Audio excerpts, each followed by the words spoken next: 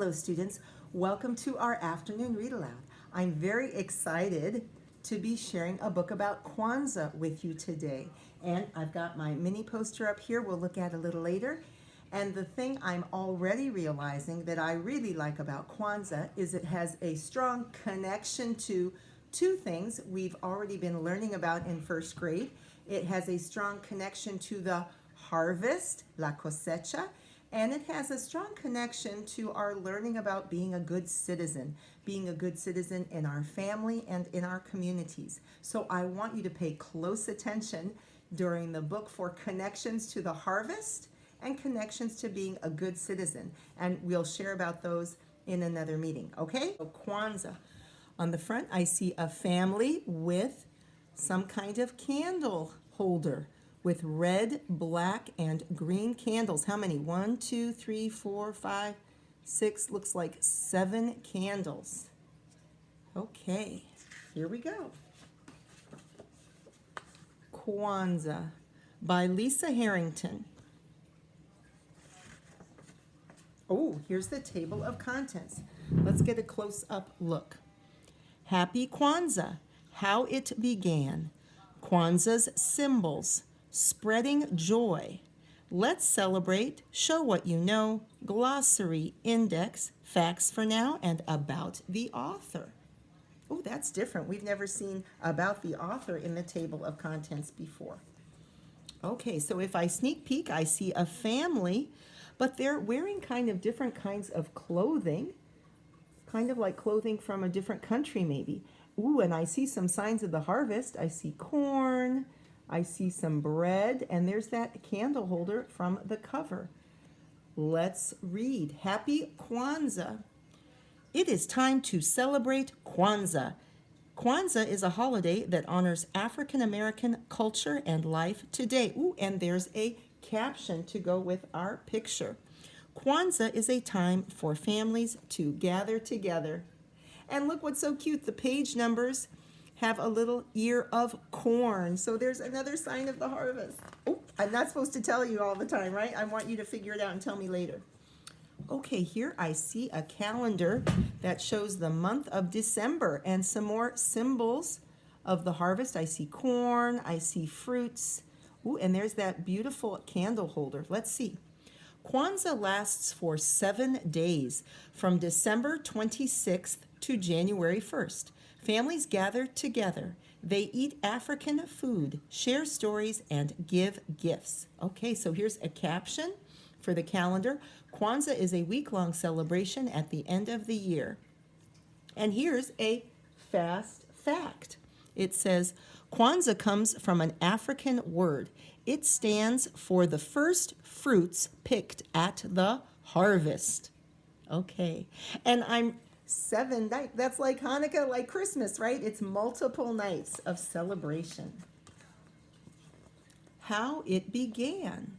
Ooh, there's someone who looks kind of like a professor or a teacher. Let's see. Kwanzaa began in the United States in 1966. An African-American teacher named Maulana Karenga started it. He wanted people to learn about their past in Africa. And here's the caption. Maulana Karenga is a professor of African studies. Ooh, there's a chart, right? A chart is something we find in an information book, right? A chart is a shape often like a square or a rectangle with columns and rows that organizes information to help you understand it. So it says here, 7 ideas are at the heart of Kwanzaa. People try to live by these ideas. Each one is celebrated on a different day of Kwanzaa. 7 ideas of Kwanzaa. Here's the day and the idea. Day 1, umoja, unity and standing together. Day 2, kujichang. Oh, these words are a little hard to pronounce, I have to say. Kujichagulia, being true to yourself. Day 3, ujima, working together. Ooh, that's like a citizenship thing, right? Ujima, sharing. Oh, there's another citizenship thing. Day 5, nia, purpose, having a purpose or goal. Day 6, Kuumba, creating something. And day 7, Imani, faith in yourself and your community. So there's the chart with the 7 days of Kwanzaa and the idea that is most important for that day. Ooh, Kwanzaa's symbols. I love symbols. Ooh, look at that beautiful picture. I see signs of the harvest and also some interesting artwork that I think is from the continent of Africa. Let's see. Kwanzaa symbols. Families decorate their homes in red, black, and green. Black stands for the African American people. Red stands for their struggles. Green stands for hope. The Kwanzaa flag, shown at upper left, is called a bandera. Bandera. Oh, that's like bandera, right? That seems a little connected to a Spanish word. There we go. Red, black, and green. Oh, look, looks like a girl and her mom getting some things ready. To get ready for Kwanzaa, people gather 7 symbols. The symbols are a mat, corn, fruits and vegetables, a candle holder, 7 candles, a cup, and gifts. Oh, and here's the caption. This photo shows a girl and it's her grandmother with Kwanzaa symbols.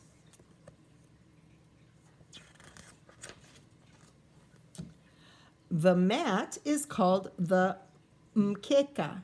It stands for the African past. People place other Kwanzaa symbols on the mat. Ooh, so it's like the mat is the past and it's holding all the things for now. And here's the caption. A mkeka may be made of straw or other materials. So here we can see the mat, and here are the other symbols on the mat.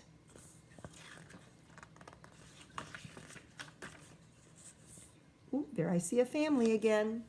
People put 1 ear of corn for each child in their family on the mat. They place fruits and other vegetables on the mat. These are symbols of the harvest. They are called mazao. This man will place 3 ears of corn, 1 for each child, on the mat.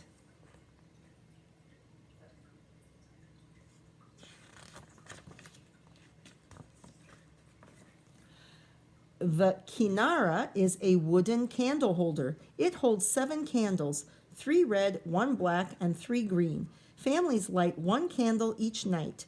The black candle is lit on the first night.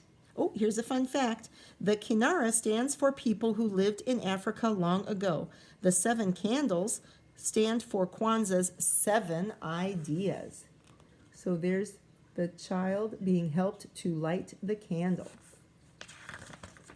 Spreading joy. Oh, this looks lovely. To celebrate Kwanzaa, families sing, dance, and play music. Some people dress in colorful African clothing. These young girls are performing a traditional African dance.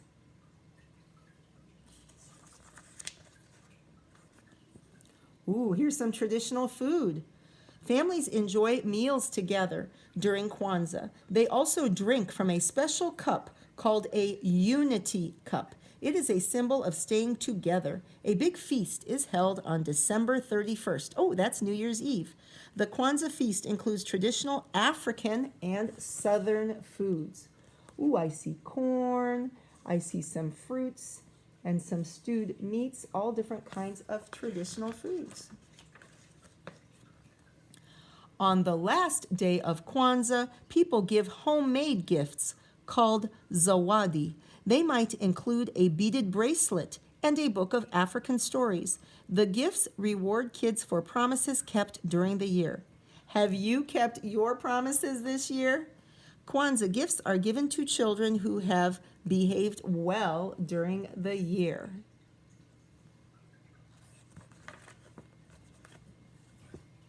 Oh, and here's a how-to at the end, right? Some information books include a how-to. It says, let's make a Kwanzaa hat. Okay, we're not going to read all the details. Let's see what else there is.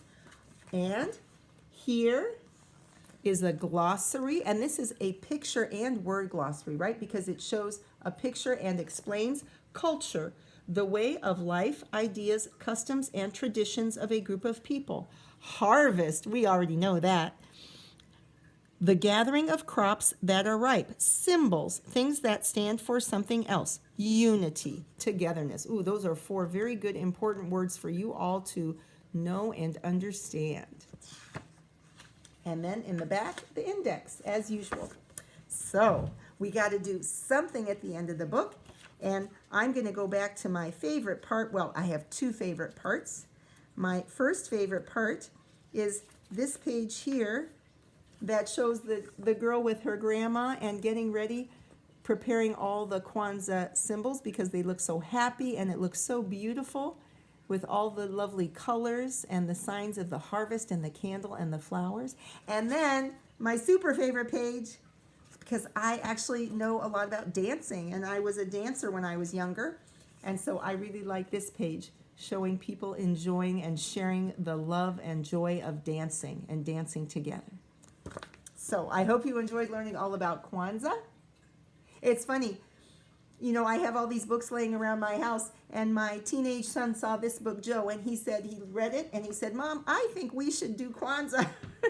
He said, I think the ideas are so great, right? Those connections to the harvest, so that's like honoring the earth that is giving us food, and also all the connections to being a good citizen and being together with our families and helping our community, right?